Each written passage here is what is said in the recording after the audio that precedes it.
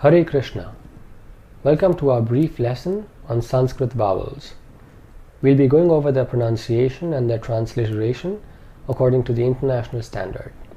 It'll take just a few minutes, so let's get started. There are 13 vowels in the Sanskrit language, and they are differentiated not only by their vowel sounds, but also by the duration for which they are sounded. Thus we have short vowels and long vowels. Hitting the precise vowel sounds makes all the difference in the quality of our Sanskrit pronunciation. Let's see what this means. We start off with the first pair of vowels. These are sounded as follows. A, ah. Notice how the first short vowel was just a short rap of a sound, whereas the longer vowel was more drawn out. Also, in this case, the vowel sounds themselves are distinct. Listen carefully one more time. A, ah. Let's move on to the next pair of vowels, and they are sounded as follows. I, E. A vowel letter with a bar over it or a line over it is always going to be long. I'll say them one more time. I, E. The next pair of vowels are sounded U, oo. Notice that the long vowel has the bar or the line over it. I'll say them one more time. U, oo. The next pair of vowels are pronounced R. This is the vowel sound in the name Krishna, R. The long version of this vowel is pronounced R. This vowel sound is extremely rare, and at this point in the course, don't worry about it too much. I'll say them one more time. R. R. The next vowel is also very rare and is pronounced L. L. The last four vowels are all long. A, I, O, ow. Notice that they're all long, but they don't have a bar or line on top of their letters. Keep that in mind when you're reading out Sanskrit transliteration. I'll say them one more time. A, I, O, ow. And that completes the list of 13 vowels. Let's go through them all at once now. Read along if you like. I'll go through them slowly. A,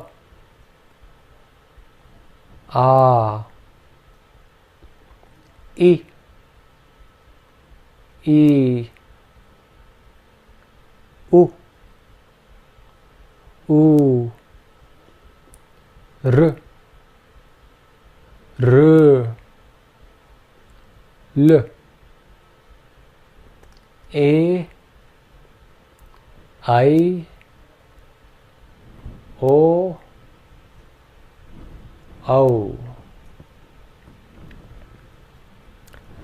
Apart from the 13 vowels, there are two ornaments to the vowels. The first is called the Anuswara. Anu means to follow, and Swara or Swara means vowel. So this literally means that which follows a vowel. The Anuswara is a nasal M sound similar to the M at the end of the English word some. Its exact nasal pronunciation actually differs slightly according to certain grammar rules, but at this point, for our purposes, we can pronounce it like a nasal M.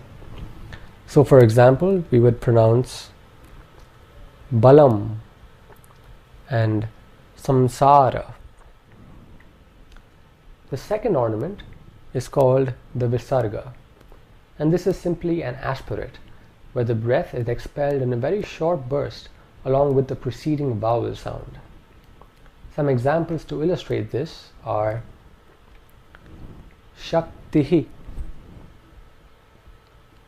kamaha, ubhayoho. Notice how the visarga always takes on the preceding vowel sound. Now let's go through a few examples to illustrate how to read these vowel sounds and how important they are in correct pronunciation. Let's start with this word. The way it's written right now, the two syllables in this word are bi and ja. Both the vowel sounds are short, so this word would be pronounced bija. However, if we made the second vowel sound long by putting a bar over the A, this word would now be pronounced bija. Bija. If we made both the vowel sounds long, this would be said as bija. Bija. And finally, if only the first vowel sound was long, this would be pronounced bija. Bija. And the word bija in Sanskrit means seed. So do you notice how much of a difference it makes to hit the right long and short vowel sounds? Let's try one more example. Komala. In this case, all three vowel sounds are long. The O is always a long vowel sound, and the A with a bar over it is a long vowel sound. So this word is pronounced komala. In this case, we would say komala. Komala. And finally, this would be pronounced komala. Komala. The word komala in Sanskrit means gentle. Let's try another example. Kumuda. Listen carefully to the difference between the short and the long vowel sounds. Kumuda.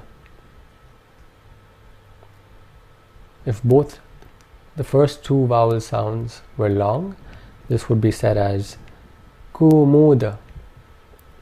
Kumuda. And finally, this would be pronounced kumuda. All three vowel sounds being short. Kumuda.